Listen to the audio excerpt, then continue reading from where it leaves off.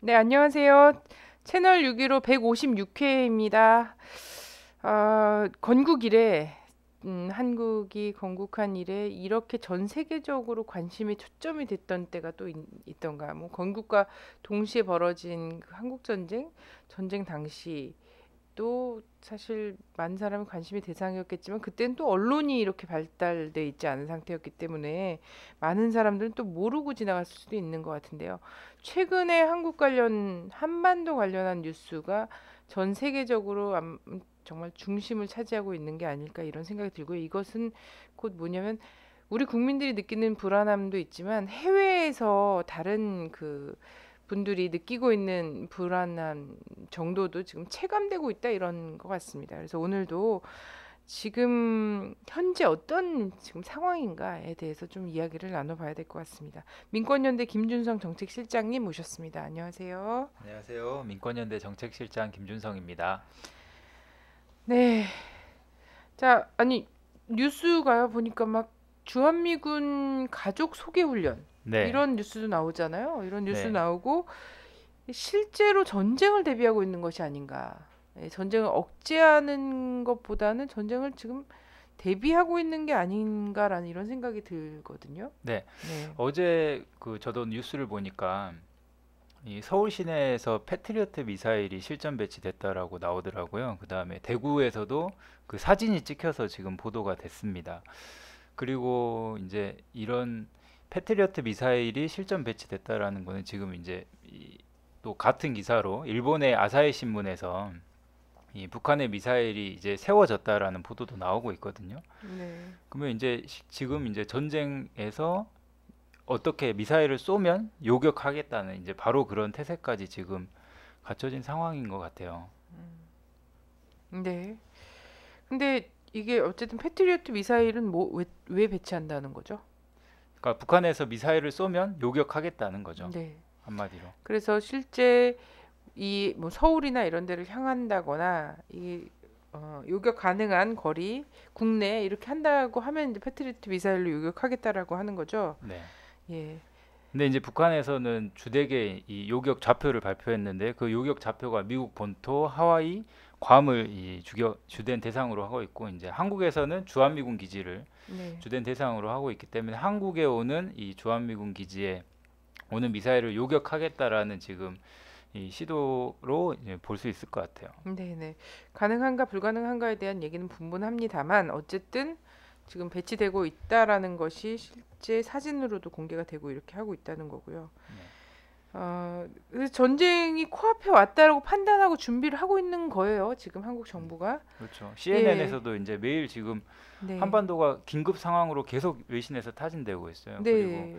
전쟁을 알리는 사람들이라고 하는 종군 기자들도 지금 대거 한반도로 들어온 상황이죠. 아주 네.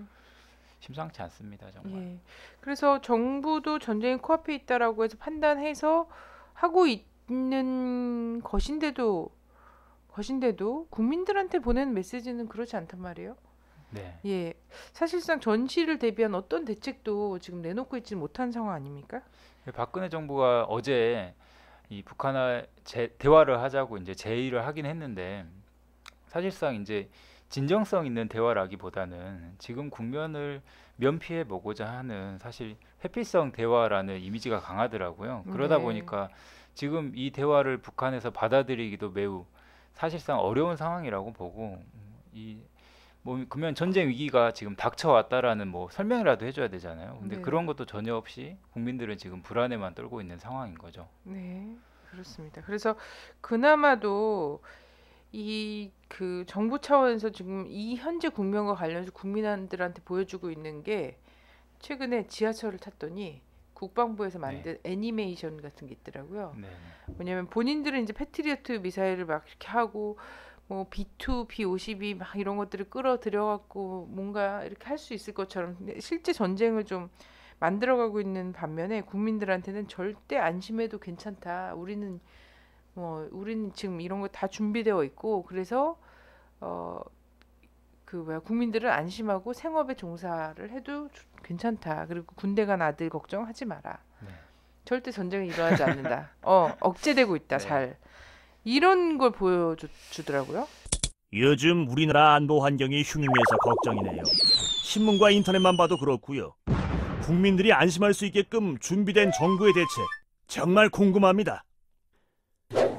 북한군의 도발? 놀라지 마세요. 우리나라는 든든한 국방을 위해 그리고 북한 도발에 따른 확실한 응징을 위해 여러모로 철통 대비를 하고 있다는 사실 알고 계시나요?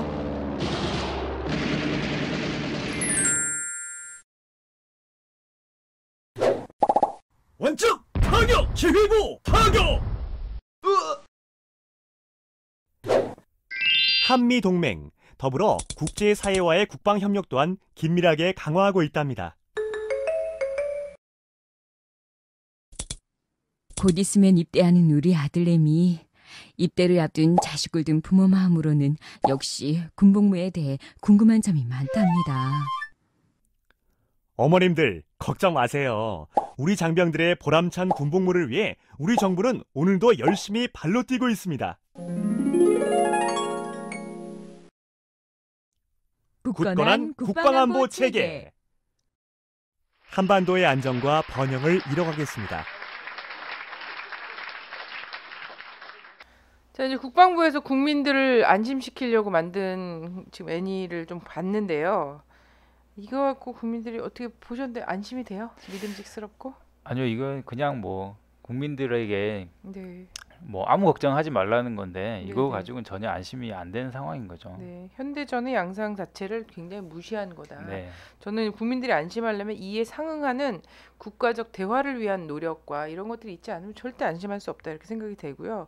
그래서 보니까 시민사회단체 중에서는 민권연대가 전시 국민행동요령 이거를 전시 대비 국민행동요령이라는 걸로 해서 좀 발표를 했더라고요. 네. 예.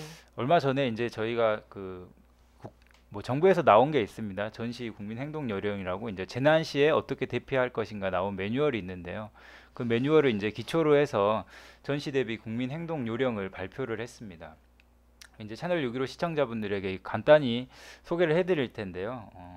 첫 번째로는 식수나 라면, 통조림 같은 이제 비교적 장기간 보관할 수 있는 식품들을 많이 준비하시라는 거고, 그 다음에 뭐 부탄가스 같은 취사 도구들을 최대한 많이 준비해서 이 비상 대비를 해야 된다. 그리고 이제 특히 화생방 용품 있잖아요. 방독면 같은 것들도 준비를 해야 된다라는 거고요. 두 번째로는 이 군부대, 이 국가기관시설, 특히 주한미군 근처에 계시는 국민들께서는 사전에 대피 대책과 대피 장소를 미리 파악하시고 가능하시다면은 그 인근에서 최대한 멀리 떨어진 지역으로 이주를 하시는 게 좋을 것 같습니다. 그리고 세 번째로는 시군구 홈페이지에 가시면은 이 전시 국민 행동 요령이라는 게 있습니다. 이거를 잘 보시고 숙지하셔서 자기 집 주변의 대피소들을 사전에 꼭 확인하시면 좋을 것 같고요. 그 다음에 마지막으로 혹시 해외 여행을 가실 경우에 미국이나 일본 같은 이런 지금의 전시 상황에서 좌표로 설정되고 있는 지역에는 가급적 가시지 마시고 안전한 지역으로 해외 여행을 가시는 것을 권고드리는 게 저희가 이제 발표한 전시 대비 국민 행동 요령입니다. 네. 그래서 좀 장만하셨어요? 저도 하나 이제 지금 주문하려고 인터넷 검색 중입니다. 요즘에 이 군용 식품들이나 막 이런 게 진짜 많이 팔리고 있거든요. 네네. 네, 그래서 저도 하나 살 계획입니다. 아니 그래서 이 국방부나 이제 정부 측에서는 대단히 호전적인 말들은 쏟아내면서 한편으로 국민들한테는 안심해라 막 이렇게 이야기를 하고 있지만 사실은 국민들은 이런 게 필요한 거거든요. 정부의 그 평화를 위한 노력, 실제적인 구체적인 평화를 위한 노력과 그래도 만에 하나 뭔가 사태가 네. 벌어졌을 때 우리는 어떻게 움직이면 좋겠는가 이런 것들이 필요한 거예요. 전 세계가 다 필요하다고 보고 있을 거예요. 코리아에 살고 있는 사람들에 대해서는. 근데 이런 부분이 없거든요. 근데 국민들은 어쨌든 자식 새끼도 있고 막 이러니까 또 막 찾지 않습니까? 그랬고 요즘 보면은 그 온라인 상에서의 생필품. 이런 네. 거 보면은 이런 게 많이 팔린대요. 네. 라면, 실제 많이 물, 엄청나게 수요가 늘어났대요. 그리고 네. 막 그 군용 식품이라고 바로 간단하게 해서 이제 먹을 수 있고 네. 장기간 보관이 되고 이런 것들이 막 할인 품목 혹은 공동구매 이런 데또 우르르 나와 있다는 거예요. 이게 뭐냐면 정부가 그 무슨 말을 하더라도 국민들은 현실 인식을 하고 있다는 거거든요. 그래서 이런 것들 그리고 시군 구청 홈페이지 가서 이제 자기 집 주변의 대피소를 사전에 파악하려는 노력들도 지금 많이들 하고 계세요. 한데 보니까 어이없이 우리 집 지하실이래. 막 이런 거 있잖아요. 우리 아파트 지하 주차장으로 다 내려가라고 하는데 정말 과연 안전할까? 막 네. 이런 거예요. 근데 그 지역 보니까 그 지역이 다 막 파주, 막 김포 이쪽 지역들이더라고요. 근데 이쪽은 거의 접경 지역이라서 굉장히 위험한 데죠. 네네. 근데 네. 아파트 지하 주차장 과연 안전할 수 있을까? 지진만 네. 나더라도 우리가 생각해 보기엔 정말 네, 만약에 이제 핵전쟁이 났을 네. 경우에 뭐 지금 한국에 갇혀져 있는 국민들이 1인당 방독면 돌아가는 숫자도 사실 거의 없다라고 보면 되고요. 네네. 그다음에 핵전쟁이 났을 경우에는 정말 피할 곳이 없는 그런 지금의 상황인 거죠. 북한처럼 방공호가 깊이 뭐 지하 몇백 미터 아래 파여 있는 것도 아니고 네네. 뭐 있어봤자 지하철 아닙니까? 예. 지하철에 사실 피신을 한다고 해서 이 핵전쟁을 피하기는 진짜 어려운 거죠. 네. 최선의 그 대비는 평화로의 전환이죠. 사실 그거 말고는 답이 딱히 있는 건 아닙니다. 근데 만에 하나 정말 이성이 발휘가 돼서 전쟁이 나더라도 초반에 휴전협정 혹은 종전협정이나 이런 걸로 쭉 바로 전환되고 이렇게 확산이 저지가 될 수 있는 지금 뭐 나면은 확산 저지를 할 수 없는 정도의 지금 상황까지 좀 달아오른 상황이긴 하지만 만에 하나 그럴 경우에는 어쨌든 안전하게 있어야지 되는 거니까요. 네. 이런 것 때문에 대비하는 것 같고 지금 뭐 군대 자식을 보내신 분들이라던가 친구, 뭐 남자친구 이렇게 가 있는 그리고 동생 가 있는 사람들은 정말 많이 불안할 거예요. 그래서 그리고 또 당장 그렇게 불안해도 또 군 안에 들어가 있는 사람만큼은 또 가장 두렵고 불안하지 네. 않겠어요? 그리고 이 전쟁이라는 것이 도대체 왜 나의 의지와 상관없이 내가 수행해야 되는 총알바지가 될 수도 있는 이런 전쟁에 대한 되게 많이 혼란스러움과 이런 것들이 있을 수 있기 때문에 그런 분들을 서로 좀 다독다독하면서 할 수 있는 이런 것들도 생각을 해봐야 되지 않을까 생각이 듭니다. 네. 가장 중요한 건 호전적 발언을 좀 그만하는 것이 국군 그렇죠. 장병들을 위해서도 좋지 않을까 이런 생각이 듭니다. 예, 밤사이에 어제 오후부터죠. 통일부 장관이 4시에 갑자기 기자회견 요청을 해서 네, 성명을 그랬습니다. 발표를 했습니다. 사실 아주 급한 상황이 아니면 정부에서 4시에 급박하게 기자회견을 잡는 경우가 없어요. 그렇죠. 왜냐하면 제가 기자들이 기사를 예, 써야 되니까요. 그럼요. 네. 그런데 기자들은 거의 4, 5시면 마감을 합니다. 네. 이 저녁 뉴스 기사와 관련해서. 근데 이 마감 시간 직전에 딱 했단 말이죠. 굉장히 피로한 상황이에요. 이거는 나름대로의 어떤 절박한 요구 때문에 했다라고 보여지긴 하는데요. 내용은 별건 없었어요. 네. 그리고 나서 또 이어서 박근혜 그 청와대 측에서도 또 대화 대화할 제의를 것이다라고 했었습니다. 네. 하면서 이제 이걸 대화 제의라고 하긴 했더라고요. 네. 예. 왜냐면 4시에 했을 때 통일부 장관 같은 경우에는 대화 제의는 아니다라고 또 괜히 그랬죠. 부정을 한 판 네. 했어요. 왜 그럼 도대체 뭐 한 거냐. 막 그리고 이랬는데 엄청난 비난을 받았죠. 그래서 네네.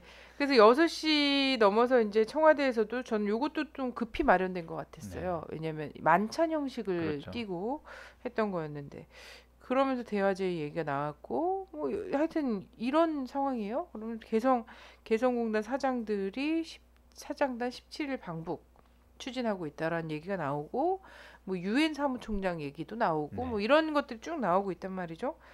일단은 그 정부에서 대화 제의를 하면서 이 대화 제의라는 걸 했다고 하는데 이걸 또 어떻게 봐야 되는가? 이 정부에서 이제 박근혜 대통령이 사실상 대화 제의를 한 거는 최초긴 합니다. 본인의 입으로 대화를 제의한다라고 정확히 언급을 한 건 아니고 대화를 제의하는 뜻이다라는 이제 나중에 주변의 사람들을 통해서 이제 보도가 나온 거죠. 네. 이제 박근혜 대통령이 언급한 거는 한반도 신뢰 프로세스는 반드시 지켜져야 된다. 그리고 북한 핵은 용납할 수 없다.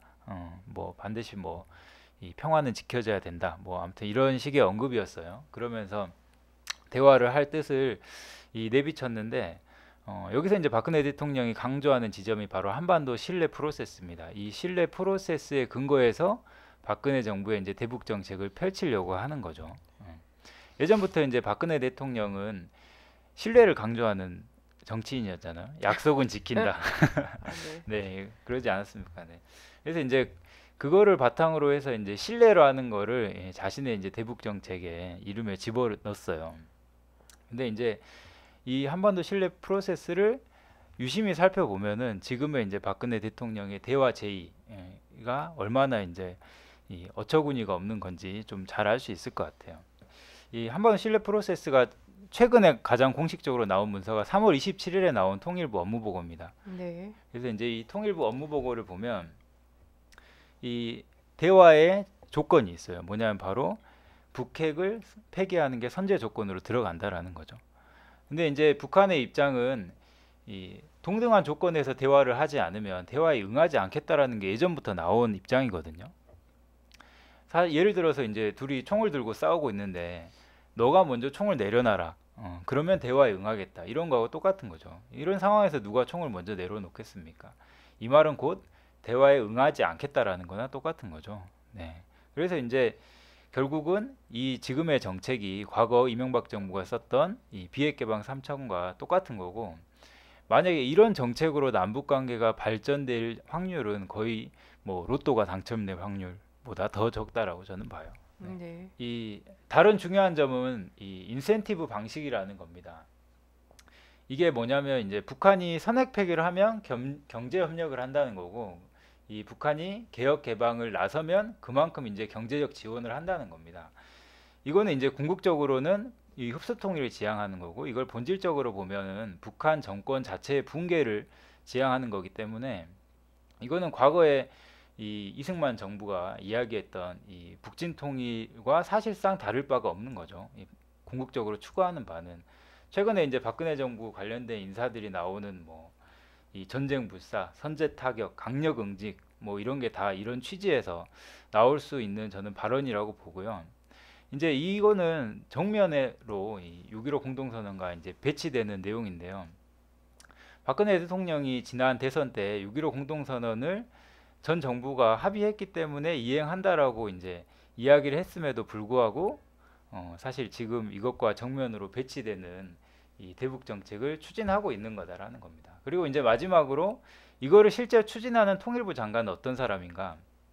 이 위키리크스에 따르면은 지금의 이제 6.1제 통일부 장관이 과거 노무현 대통령 시절에 이 통일 정책을 가장 비판했던 사람이라고 알려지고 있습니다. 그리고 뭐 이 이명박 서울시장 당시에 이제 강연도 가서 비핵 개방 3천 이 엄청나게 홍보를 하고 그 다음에 대북 퍼주기 이 정책에 대해서 비판을 했던 이런 인물로서 사실상 지금 이제 통일 정책으로 이것을 입안한다기보다는 반통일 정책으로 입안하는 사람이 이 6.1제 통일부 장관인 거죠. 그래서 이제 종합적으로 봤을 때 이런 통일 정책을 강조했다. 이런 통일 정책인 신뢰 프로세스를 강조했다라는 거는 곧 박근혜 대통령이 대화 제의가 이 대화 제의가 아니라 거의 대화 거부와 같은 수준으로 좀 볼 수 있을 것 같아요. 네. 네. 그렇습니다. 그 사실 개성 문제를 갖고서는 그 통일부 장관이 대화를 하자, 이걸 대화로 풀자 이런 식으로 이제 개성 문제를 갖고 좀 이렇게 얘기를 했었잖아요. 근데 보니까 이제 개성 문제 같은 경우에는 개성이 외화벌이 수단인데, 그래서 그걸 틀어 막으면 마치 이제 네. 북을 질식사 시킬 수 있을 것처럼 떠들어대는 거, 그리고 돈 아까워서 개성을 폐쇄할 수 있겠냐라고 비아냥거린 거, 뭐 이런 식으로 한 것 때문에 자존심을 자극한 문제가 되게 크잖아요. 근데 결국은 폐쇄를 하고 보니까 한국에서의 피해가 정말 네. 북이 받는 피해의 10배, 10배도 100배다. 넘는 거죠. 뭐 네. 이렇게 이야기를 전문가들이 막 하고 네. 있고, 실제 뭐 지금 긴장 국면에서 그 사라져버린 주식시장에서 사라져버린, 어차피 거품이었지만 사라져버린 돈이 지난 그 김대중 노무현 정부 10년간에 퍼주겠다라고 주장하는 돈보다 훨씬 더 많은 네. 액수가 없어졌다, 이런 얘기들을 하면서 그런 얘기가 다 좀 대단히 감정적 언사들이었다, 이런 것들이 드러나고 있는데, 근데 거기다 대고서는 대화하자고 얘기하면서 사실상 대화 제의를 하면서 뭐라고 얘기했냐면 북을 비난한 거예요. 이런 식으로 그렇죠. 하지 마라 이러면서 네. 비난한 거예요. 그 자존심을 훼손한 것 때문에 하는 문제인데 이 남북 경유연 문제를 어떤 시각으로 바라볼 것인가에 대한 자기 반성과 이런 걸 담은 것이 아니라 이렇게 막무가내로 폐쇄하고 군사적 위협을 가하고 이런 짓은 절대 하면 안 된다라는 또 하나의 자존심 상한 잔소리를 담아서 대화 제의를 했다는 게 진짜 너무 이게 사실 굉장히 웃기는 거거든요. 저는 그럼 그래서 요 정도 순서까지는 뭐냐면 대화를 해야 된다는 압박이 상당히 있기 때문에 지금까지는요. 대화를 위해서 노력도 했다라는 것을 보여주는 일종의 반찬 뭔가를 본인들이 원하는 상을 차리는데 구색 맞추는 있잖아요. 이런 걸로 하나를 얹어놓는 정도의 수준으로밖에 지금은 좀 볼 수 없다. 네. 그래서 예. 저는 이게 정확하게 면피용이라고 보고 네네. 저는 이게 이걸 발표한 시점도 좀 의심이 가요. 오늘 네네. 존 케리 국무장관이 방한을 했잖아요. 네네. 사실 대화의 테이블로 나가야 되는 사람은 오바마 대통령이 맞죠. 네네. 근데 오바마 대통령은 대화에 나설 의지도 없고 어, 박근혜 대통령도 대화에 나설 의지가 없는데 그래도 이제 이런 대화 분위기는 어떻게든지 만들어야지 이런 비난을 피할 수 있기 때문에 저는 이제 박근혜 대통령이 본인이 대화할 의사가 없음에도 불구하고 혹시 끌려 나와서 대화를 제의했는지 네네. 아니면은 지금 국면에서 면피를 하기 위해서 제의했는지 저는 둘 중에 하나라고 봅니다. 네. 근데 문제는 두 가지 다 진정성 있는 지금 대화로서의 완벽한 방향 전환 네. 이런 것들 라고 볼 수 있는 어떠한 증거도 없다라는 겁니다. 자, 요즘 근데 박근혜를 보면요. 이승만이 떠올라요. 예. 50년 6월 달에 이승만과 지금 2013년 4월에 박근혜를 좀 비교를 해보면 어떨까 싶은데요. 네. 저는 그 비교를 하면서 제일 먼저 이제 떠오르는 사람이 바로 이제 김관진 국방부 장관이에요. 네네. 김관진 국방부 장관의 집무실에 가면 그 집무실 의자 뒤에 예, 북한의 북의 인사들 네. 사진이 붙어 있잖아요. 북한의 인민무력부장 사진이 붙어 있습니다. 네네. 그럼 사실 그 사진을 보면서 무슨 생각을 하겠어요? 나중에 네. 대화할 생각할까요? 저는 그 사진을 보면서 이제 김광진 장관이 언젠가는 반드시 뭐 응징하겠다, 아니면 이제 뭐 언젠가는 반드시 본때를 보여주겠다 이런 생각하지 않겠습니까? 그런 결의와 각오를 다지려고 사진 붙여놨겠죠. 네. 그러니까 이제 이 김관진 국방장관이 예전에 취임식 때 북한이 완전히 굴복할 때까지 응징해야 된다, 이제 이런 네. 발언한 사람을 사실 지금 국방부 장관으로 앉혀놨어요. 이런 전쟁 위기 상황에 이거는 과거에 이제 이승만 정권 당시에 북진 통일하자, 뭐 점심은 뭐 평양에서 먹고 저녁은 신의주에서 먹고 뭐 이러자라는 이제 그것과 사실 다를 바 없는 그런 행태인 거죠. 네네. 네. 그리고 그때 이제 그 이승만 때 당시의 국방장관 신성모 씨였잖아요. 네, 네. 예. 이 사람도 말폭탄에 정말 김관진한테 밀리지 않잖아요. 말폭탄으로. 예. 밀리지 않는데 이 사람이 별명이 낙루 장관이었어요. 낙루? 떨어질 낙자에 눈물 루자죠. 이승만 얼굴만 봐도 너무 정말 하회와 같은 그런 네. 감동과 막 이런 것 때문에 눈물이 다 나는 지경이었다라고 얘기를 네. 하더라고요. 요즘에도 그런 사람이 있어요. 그 이제 떨어진 김병관 전 후보자인데 네. 이 사람 핸드폰에 항상 이제 박정희 전 대통령 사진 가지고 다니면서 보면서 눈물을 흘렸을 것 같아요. 이렇게 양쪽으로 있는데 네. 박정희, 유경수 네. 이렇게 양쪽으로 있는 고리를 걸고 다니는데 그거 좀 대거 좀 뿌렸다 그러더라고요. 네. 민간인들한테도 꽤 있다 그러던데 누가 뿌린 건지 모르겠는데 하여튼 그거를 달고서는 인사청문회 또 나오지 않았습니까? 네. 근데 이제 그렇게 달고 나와서 인사청문회의 내용을 보아하니 그 사람들한테도 정말 얼굴에 먹칠이더라. 결국은 이렇게 그렇죠. 좀 되긴 했지만 그렇습니다. 이런 사람들의 이 말로가 어떻게 되냐면 네네. 신성모 국방장관이 그때 당시에 이제 전쟁 나자마자 한강 다리 폭파하고 자기 도망갔잖아요. 네네. 지금 이제 김관진 국방장관이 뭐 응징한다, 뭐 타격한다, 뭐 이렇게 하지만 사실 전쟁이 났을 경우에 어떻게 대응하겠는가? 우리 국민들의 생명을 이 사람이 과연 지켜주겠는가? 지켜줄 권한 자체가 없잖아요. 그렇죠. 예, 지켜줄 권한이 작전권 자체도 없고. 미국에게 있는 거고. 네. 정말 이 도망가지 않으면 다행이죠, 사실. 저는 이분이 할 수 있는 지금 모든 걸 하고 있다고 생각하는데 이분한테 권하는 말폭탄을 날리는 거예요. 자기 집무실에 네. 북의 인사들 사진을 갖다 붙여놓고 그러면서 자기가 본인이 좀 인정했던 것처럼 약간의 쇼맨십까지 섞어서 좀 있다 이렇게 얘기하지 않았습니까? 기자가 물어봤을 때 혹시 쇼맨십이 좀 있는 거 아닌가 했더니 뭐 없다고 할 수 없습니다 이렇게 얘기했는데 이런 것까지 섞어서 말폭탄을 날리는 거. 이게 이 사람이 할 수 있는 모든 좀 최대한의 권한이다. 그리고 국민들을 사실 협박하는 거, 전쟁이 남과 동시에 어떤 전선으로 뛰어갈 수 있는 어떤 이건 없을 것 같은데 이제 내부 교란이라든지 국민들 안에서의 어떤 적대감을 고취시키면서 이거는 그 대남 심리전이죠. 네. 이런 것들을 수행할 가능성이 되게 대단히 높다라는 생각이 들고 행태적으로는 그렇습니다. 이승만 씨가 그때 뭐 하야한 대통령이니까 이승만 씨 맞죠? 예.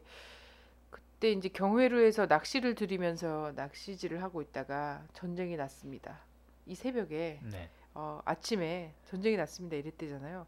그러고 보면 또 정확하게 4시에 꽝 하고 전면전이 터진 건 또 약간 의심해 볼 그렇죠. 부분이 있는 것 네. 같아요. 왜냐면 경회루에서 아침에 낚시를 하고 낚시하다가 있었거든요. 네.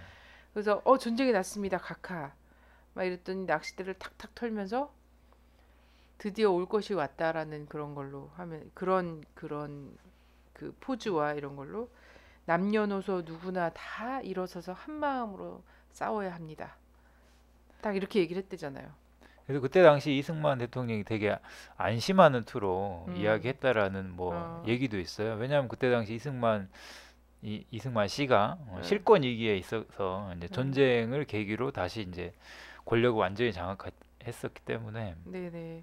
그죠. 네. 그러면 차라리 전쟁이 놔준 것이 굉장히 고마운 거고 올 것이 왔다라는 것은 전쟁이 어쨌든 날 것이라고 예상도 계속 하고 있었던 상황이었잖아요. 48년도에 대통령 돼서 49, 50년이 지나면 사실 48년 집권과 동시에 양민학살과 이런 것도 쫙 진행이 됐기 때문에 그리고 엄청난 부정부패와 이런 것들이 좀 계속 있었잖아요.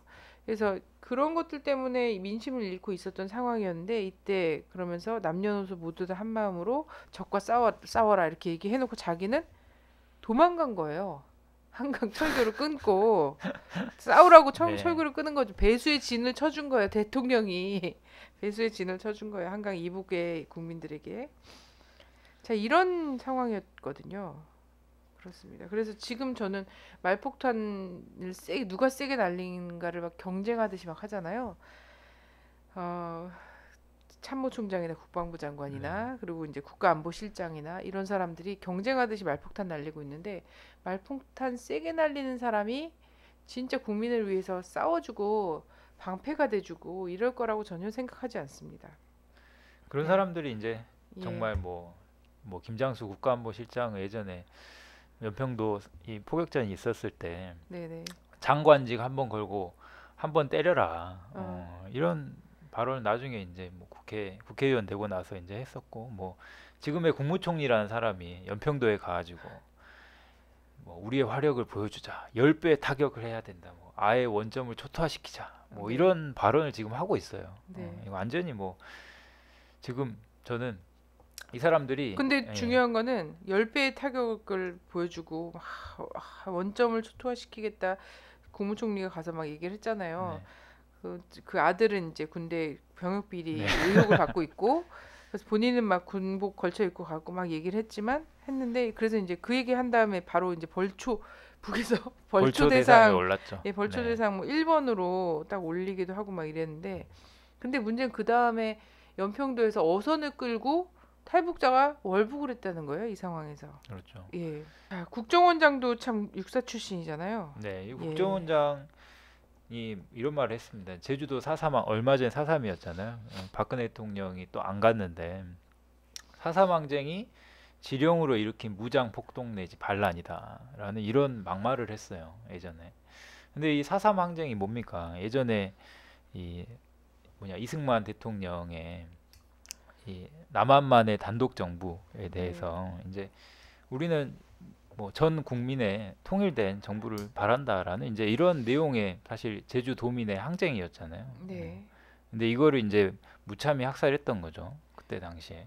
예. 근데 박근혜 정부가 이제 이런 인물을 또 국정원장으로 임명했다라는 거는 사실 이 내용의 그 당시 이승만 대통령 치하에서 이제 학살이 이루어졌던 것을 동의한다라는 것을 의미한다는 거죠. 네. 네. 앞으로 뭐 4.3도 안 갔지만 저는 당장 다음 주 막 이렇게 있을 4.19에는 어떻게 올 수 있을까 이런 생각이 들고요. 박근혜 뭐 당선자 쪽에서 올 수 있을까 뭐 이렇게 생각이 들어요. 박근혜 4.19 직후에 어쨌든 이 4.19를 다 뒤집어왔잖아요. 아버지가 이런 것들도 그렇고 사실은 또 이런 관점에서 5.18 기념식에는 올 수 있겠나? 뭐 저는 이런 안 올 거라고 갈- 봐요. 왜냐하면 갈 이명박 수가 대통령도 없어요. 뭐 거의 안 왔기 때문에. 그러면 네. 8.15 광복절 행사에 뭐 3.1절 행사 때도 사실 할 말은 또 없죠. 8.15는 이제 건국절로 건국절이라고 하겠죠. 해서. 네. 자, 그렇습니다. 요런 상황이 벌어지면서 실제 50년의 이승만 정권의 모습과 면모 이런 것들 그대로 나오고 있는 거 아닌가 이런 생각이 들고요. 자, 요런 게 반영돼서 계획까지 수립됐었는데 요거 조금 지난 얘기긴 한데요. 너무 좀 사실 생각할수록 심각한 문제라서 저희도 얘기는 한번 했습니다만 다시 한번 좀 얘기를 해봐야 될 것 같아요. 이게 굉장히 위험한 건데 한미 공동 국지도발 계획이라는 것이 3월 말경에 이게 나오지 네. 않았습니까? 그래서 한미가 합의했다 이러면서 나왔었어요. 근데 요거는 이제 한국어 언론에서는 크게 다루지 않았고 워낙에 뭐 한국에서 전쟁이 벌어지면 미국이 개입하는 건 당연한 거라고 우리 국민들이 인식하고 있었기 때문에 국지도발 대비 계획 이런 것들이 나왔다고 해서 크게 뭔가 달라졌을 거다 이렇게 생각하진 않거든요. 근데 다시 한번 좀 얼마나 중요하고 예민한 문제인지 얘기를 해봐야 될 것 같아요. 이제 3월 22일 날 이 주한미군 사령관하고 이제 정승주 합참의장이 합의를 한 계획입니다. 이게 이제 뭐 아까 말씀하셨던 것처럼 미군의 자동 개입이 되게 이제 쟁점으로 들어가는 건데요. 이 북한이 만약에 어떤 이 국지적인 이 도발을 가했을 경우에 이 주한미군뿐만 아니라 이 주일미군 그다음에 괌에 있는 태평양 사령부까지 자동으로 한반도 전쟁에 개입되게 된다는 게 이게 굉장히 이제 위험한 지점이고요. 또 하나는 지금 과거에 이제 연평도 포격전 당시에 이거는 전시 상황까지는 아니었어요. 진돗개 1호가 발령되는 평시 상황에서 이 당면한 대응을 했었는데 이 계획이 통과되면서 이게 바로 이제 이 데프콘 3라는 전시 상황으로 가게 됩니다. 결국 이렇게 되면 어떻게 되냐? 국지적 충돌이 바로 이 전시 상황으로 가게 되고 전시 상황이 되면 작전 지휘권은 미군에 있잖아요. 그래서 이제 주한미군이 이 지휘권을 가지면서 전면적으로 이 국지전이 전면화되는 이런 전면 전쟁 양상으로 갈 수밖에 없는 게 이 국지도발 대응 계획의 저는 위험성이라고 보고요. 이게 이때 당시 1950년 얘기를 이제 다시 한번 드릴 수 있을 것 같은데 한국 전쟁 당시에 이승만 대통령이 전쟁 발발하고 20일 정도 지난 다음에 이제 편지 한 통으로 이 한국군의 전시작전 지휘권을 미국에게 넘겨버리거든요. 그래서 이제 이때처럼 이 지금 만약에 어떤 남북 간의 국지적 충돌이 있을 경우에 이 미군에게 전시작전권이 완전히 넘어가게 되고 이 그런 미군의 지휘 아래 한반도가 전면적으로 들어갈 수 있는 매우 심각한 계획이 지금 이 국지도발 대비 계획이라고 볼 수 있을 것 같아요. 한국 전쟁 당시에 바로 전시작전 통제권이 아니죠. 작전 네, 통제권 작전 자체를 통제권. 그냥 네, 이렇게 이양한 것처럼 지금의 상황에서는 사소한 우발적 충돌까지도 미군이 개입할 수밖에 없는 이런 상황을 제도적 상황을 만들어 놓은 거예요. 그리고 또 요게 딱 이런 뉴스가 나오자마자 또 바로 나왔던 심각한 뉴스가 그 동상 타격 네, 계획 뭐 이런 것들이 나왔었단 말이에요. 근데 그 이후에는 이제 부정도 살짝 했는데 이게 좀 너무 심각한 문제가 될 것 그렇죠. 같으니까 이게 3월 25일 날 이제 조선일보 보도를 통해서 제일 처음 이제 나온 내용인데요. 조선일보 오버한 거네 그러면.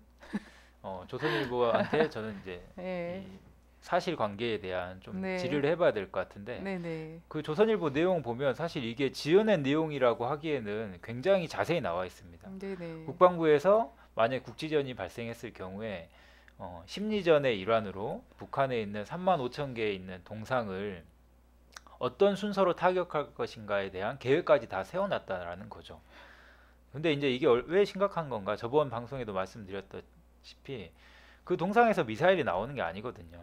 그 동상이 이 군사 시설이 아니기 때문에 전시에서 그거를 타격한다라는 건 우선 말도 안 되는 거고, 근데 이거를 타격한다라는 것 자체가 저는 이제 국제법상의 범죄가 될 수 있는 거고, 또 이제 북한 주민들 입장에서 보면은 이건 매우 북한을 자극하는 행위이기 때문에 이 말은 이제 결론적으로 이 계획을 수립했다라는 것 자체가 지금의 국방부 양상이 이 북한의 도발에 대비한 대응책을 세우는 게 아니라 어떻게 하면 북한을 자극해서 2차, 3차에 더 큰 대응을 만들고 이것을 더 전면전으로 확대시키려고 하는 지금 의도가 깔려 있지 않은가. 저는 이제 이런 의구심을 떨쳐버릴 수가 없는 상황인 겁니다. 네. 네, 그렇습니다. 그래서 사실은 제가 방북했을 때도 북에 동상이 있는 곳은 어떤 곳이었냐면 그냥 마을의 중심이에요. 예, 그리고 뭐 아이들이 있는 뭐 소년궁전 있고 막 아이들이 잘 찾아가는 이런 곳이라거나, 그래서 사람들이 정말 그냥 민간 시설이라는 거죠. 그래서 사람들이 거기 잘 모일 수 있고 잘 보이고 이러는 곳인데 거기를 어떤 순서로 타격할 것인가라는 이런 계획을 내온다라면 사실은 자기가 전쟁이 나는 즉시 우리 군대는 전범이 될 것이다라는 것을 공언하는 거나 다름이 없거든요. 굉장히 좀 대단히 무모한 계획인데 발표를 한 거죠. 그리고 조선일보가 저는 이때 오보를 하진 않았을 거라고 생각해요. 조선일보가 소위 말하는 진보 진영이라든지 북에 대해서라든지 이런 데서는 오보를 많이 날리지만 자기 편이라고 생각하는 데에서 나온 정보와 관련해서는 가장 놀라운 정보력을 갖고 있어요. 그래서 조선일보가 오보를 했을 거라고 생각하지 않았지만 이게 사실 굉장히 심각한 논란이 될 수 있죠. 분위기를 더 안 좋게 하고. 그렇기 이러다 때문에 이제 보니까 부인을 한 거죠. 네, 국회에서는 그런 게 갖고 있지 않다라고 얘기를 했어요. 그러면은 저는 국방부에서 조선일보에게 정정보도 및 그 민사소송을 꼭 진행을 했으면 합니다. 국방부에서 전 사실관계를 정확히 밝혀야 된다라고 봐요. 네네, 그렇습니다. 누구 머리에서 나온 걸까요? 이런 식의 거는. 저는 요거는 이제 동상 타격 계획 같은 경우는 사실 전쟁 동상 같은 경우에는 미국의 적대 국가에서는 동상을 쓰러뜨리고 이러는 것 자체가 이제 정치적으로 의미가 있는 거잖아요. 미국은 꼭 그랬죠. 그래서 후세인 동상이 쓰러지거나 뭐 스탈린 동상이 쓰러지거나 이런 거를 대대적으로 보도하면 자신이 승리했다라는 걸 보여주는 이런 거 가장 마지막 순간에 하는 소위 말하는 그 퍼포먼스였죠. 예. 우리도 4.19 혁명 당시에 이승만 동상이 끌어내려졌잖아요. 지금도 다시 갖다가 막 세워놓고 막 이러긴 하는데 이런 게 굉장히 그 상징적인 퍼포먼스로서의 그런 건데 이거를 전쟁이 터지자마자 여기를 공격하겠다라고 이야기를 막 한 거란 말이에요. 근데 사실은 전쟁 터지면 이런 식으로 대응하는 군대는 아무도 없지 않습니까? 그렇죠. 원래는 군부대는 군부대를 제압해야 되잖아요. 근데 이제 동상을 제압하겠다고 얘기를 하는 이거 되게 독특한 계획인데 이거는 뭐냐면 소위 말하는 국정원이 작년 대선 내내 댓글을 쓰면서 어이없게 국민들 내부를 교란하고 그 여론 조작에 올인했단 말이에요. 근데 지금 현재 실제 전쟁이 벌어질 수 있는 상황에서 이런 계획을 누설하고 조선일보가 받아쓰게 하고 그리고 분위기 보다 보니까 뭐 아닌 것 같아서 그런 거 없다라고 또 주워 담고 전 이게 작년에 원세훈 그 국정원장이 하던 그런 행태랑 너무 비슷한 거예요. 이거는 군사의 어떤 뭐라 그럴까 병법에서 나온 얘기가 아니라. 그래서 저는 이게 누구 작품이냐 봤을 때 저는 네 명의 합작품이라고 봐요. 먼저 이제 김관진 국방부 장관, 정승주 합참의장, 그 다음에 원세훈 국정원장, 조선일보. 이 네 명이 이제 딱 나오네요. 네. 작품 하나 만든 거죠 지금. 네. 뭐 정확한 것 같아요. 그냥 딱 기사만 봐도 이거 누구 머릿속에 나왔겠구나 이런 게 그냥 딱 보여요. 그리고 조선일보가 북치고 장구치고 하면서 이제 이거를 좀 한번 알려보고 퍼뜨려보고 계속 하게 하는 거죠. 김관진, 정승조, 원세훈 서울시 부시장 할 때는 이렇게까지 심각한지 몰랐는데 보니까 심각하네요. 네, 지금 네. 뭐 어디 가 있는지 아무도 모르잖아요. 그러게요. 네, 압수수색 아직도 안 했어요? 네, 네. 자, 존 케리 미 국무장관 도착했나요? 지금? 아, 이게 나갈 때쯤이면 네, 뭐 도착했겠습니다. 지금. 네네. 네, 자, 박근혜 대통령하고 만난다고 했어요. 근데 이 만남이 어제 이제 저녁에 부랴부랴 막 통일부랑 청와대에서 만찬이랑 막 이런 거 있으면서 막 두서없이 내놓은 대화제의하고 이 오늘의 이 만남이 무관하지 않은 것 같다. 전 이런 생각이 네, 들거든요. 그렇습니다. 네, 뭔 얘기하려고 할까요? 우선은 저는 이제 지금 그 북에서 미사일을 쏠 가능성이 매우 높잖아요. 네네. 저는 쏠 거라고 보고 있는데 네네. 이거에 대해서 저는 미국의 입장을 우선 통보할 거라고 보고 네네. 이걸 이제 한국에서는 어떻게 대응해라라는 좀 의견을 박근혜 대통령에게 준 게 아닌가라고 네. 좀 봅니다. 그래서 이제 그런 데서 이제 저는 이 포지션을 정해 준 것 같아요. 박근혜 대통령도 대화 제의 우선 한번 해 주시고 캐리도 이제 전에 이야기했던 걸 반복하겠죠. 북핵 폐기하면 대화 용의가 있다라는 식의 네. 이제 메시지를 전달할 것 같고요. 그 다음으로는 이제 5월 달에 있는 박근혜 대통령 방미에 대한 세부적인 의제를 조율하지 않을까 싶습니다. 그래서 박근혜 대통령도 아마 그 원자력 협정 재협상 문제에 대한 좀 카드를 가지고 다른 이제 주한미군 주둔비 그다음에 뭐 F-35K 뭐 이런 의제들을 좀 조율하지 않을까 싶습니다. 네. 네. 자, 그럴겠네요. 정상회담까지 근데 무사하게 잘 좀 순조롭게 진행이 될지 모르겠는데요. 어쨌든 오바마 미국과 이제 북미 간 직접 대화일 것이 아니고는 사실 이걸 완전히 풀 수 있는 상황이 아니지 않습니까? 근데 박근혜 일단 이걸 푸는 데에서 남북 관계가 먼저 풀리거나 혹은 대화하는 이런 걸 좀 하고 싶은 것 같아요. 예전에 98년도에 광명성 인공위성이죠. 인공위성 발사한 다음에 미국이 했던 것이 남북 관계 대화를 좀 진전시키는 거거든요. 그래야 자기 체면도 좀 살리면서 명분도 살리고 이런 걸로 해서 근데 거기서 남북 관계 그래서 대화를 풀면서 자기가 이제 거기에 싹 묻어가는 체면을 구기지 않고 묻어가는 걸 했다가 남북 정상회담을 했잖아요. 그죠. 그래서 예, 이제 이건 6.15가 나와버린 네네. 거죠. 네. 근데 남북 정상회담만 하라 그랬는데 6.15에서 자주적인 뭐 이런 네. 우리 민족끼리 막 이런 얘기 나오고 낮은 단계 연방제와 아마 이것까지 나와버리니까 거기까지는 안 시켰는데 왜 했냐 뭐 이러면서 좀 반발이 된 거 아니겠습니까?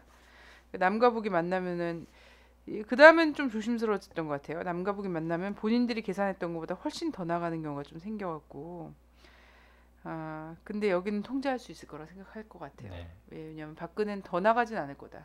덜 나가면 덜 덜 나가면 덜 나가도 나갔죠. 네. 예, 이렇게 생각을 할 것 같습니다. 최근에 보니까 그 미사일 때문에요. 난리예요. 막 미사일을 세웠다. 네. 다시 들어갔다. 차량이 또 움직였다. 없어졌다. 막 이러면서 막 난리인데 원래 미사일이란 게 원래 그런가요? 지금 이제 세웠다 눕혔다 여러 가지 세웠다 눕혔다가 막 왜냐하면 되나요? 이게 이동식 대륙간 탄도 미사일이기 때문에 네. 우선은 절대 ICBM이라고 얘기하지 않지 않습니까? 그죠. 눕혀서 이동은 하죠. 근데 네네. 이제 쏘려면 세워서 써야 되는 거기 네네. 때문에. 근데 연료 주입도 끝난 상태라고 네. 하는데 근데 이게 연료주입 보도에서 제가 얼마나 웃긴 게 있냐면 사실 네네. 이제 이 인공위성은 거의 대부분 액체 연료고 네네. 이거는 사실 고체 연료거든요. 네네. 근데 연료 주입을 했다, 뭐 어, 액체 연료를 주입했다 이런 보도는 사실 이제 기본적인 군사 상식이 없는 그런 이제 이 언론 보도들도 막 나오고 있는 거고. 그 다음에 이제 이게 뭐 이런 의견들도 나오고 있습니다. 이 지금 무수단위급 미사일이 이 잠수함 탑재 미사일이다. 그래서 이제 태평양 앞바다로 지금 나간 거 아니냐. 뭐 이런 보도도 나오고 있고, 뭐 이동식 미사일도 없어졌다고 나오고 하니까 있고, 이제. 그다음 러시아에서도 이제 뭐 꼭 쏠 거다. 이제 이런 어. 의견들 뭐 다양하게 나오고 있는 거죠. 네네네. 네.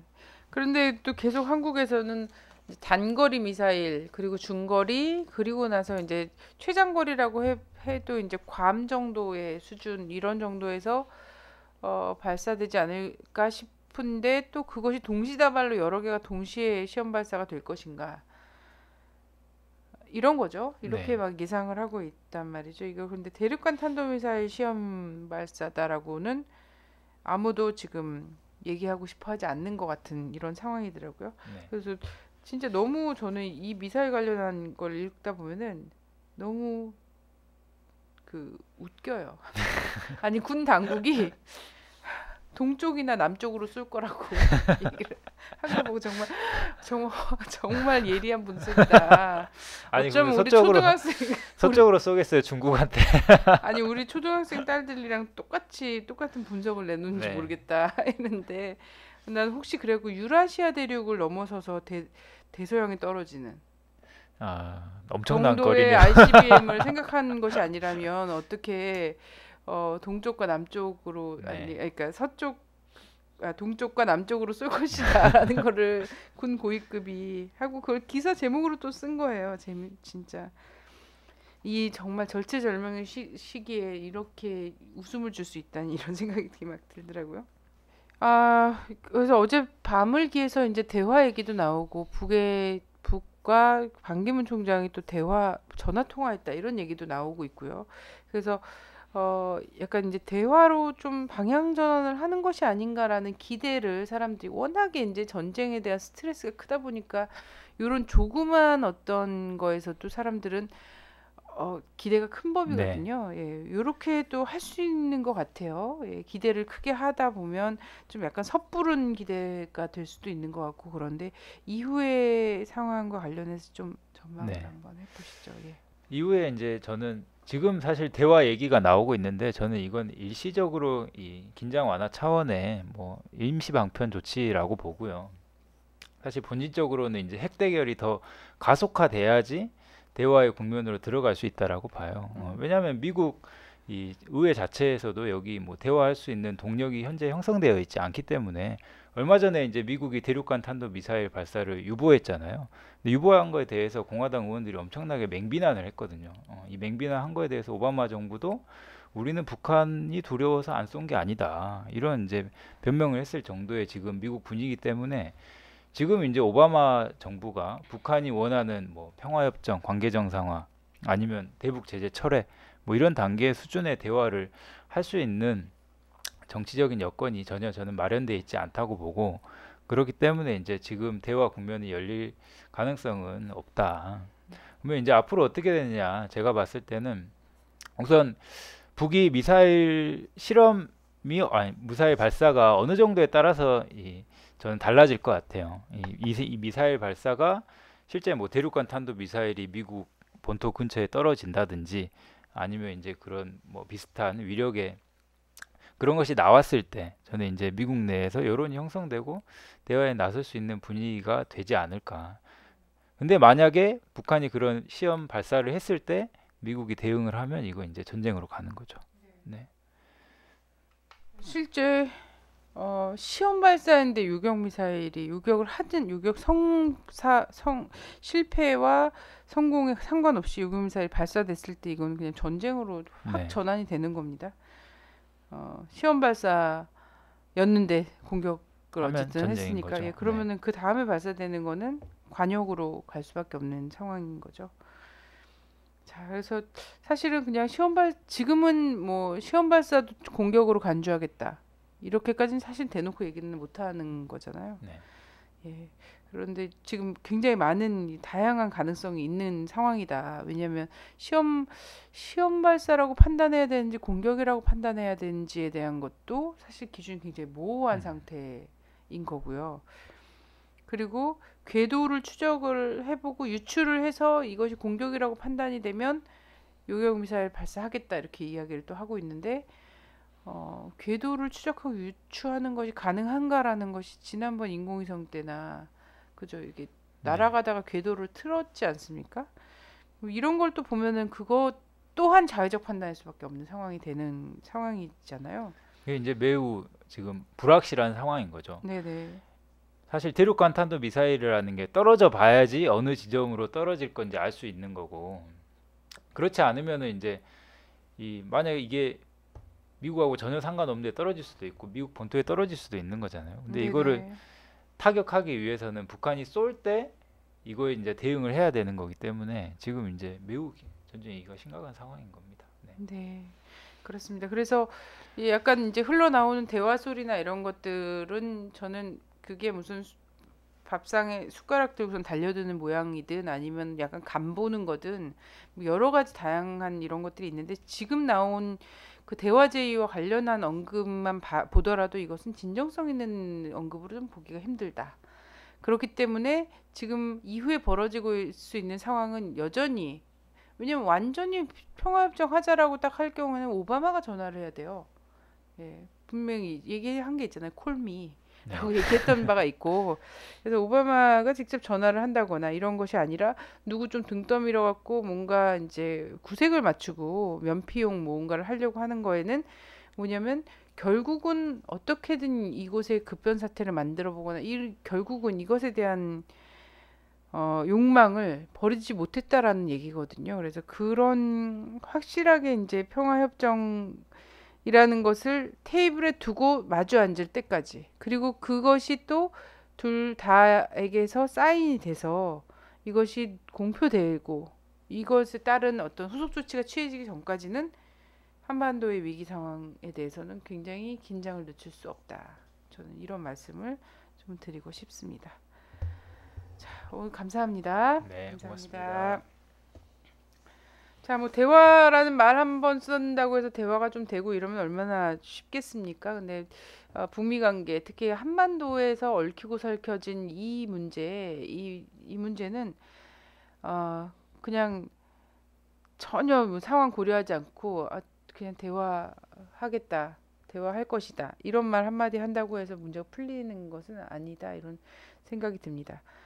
그래서 전후 사정을 좀 잘 보고 이것이 진짜 이것 말고는 정말 길이 없구나라는 좀 상황 판단과 이런 것들을 하면서 미국을 직접 대화로 나서게 하는 것 이런 데서의 압박 압력과 그리고 진정성 있게 실제 마지못해 울며 겨자 먹기 식으로 하는 것이 아니라 실제로 대화를 통해서 뭔가 성과를 보겠다라는 이런 마음이 아니면은 사실 이 문제 지금 처해진 난관은 좀 풀기가 힘든 게 아닌가 이런 생각이 듭니다. 우리 국민들이 정말 일희일비할 것이 아니라요. 정말 정확하게 평화협정 체결하고 전면적인 대화를 해라라는 요구를 전면에 들고 다 같이 외쳐야지 될 때가 아닌가 그것으로 강제할 때가 아닌가 이런 생각이 듭니다. 감사합니다.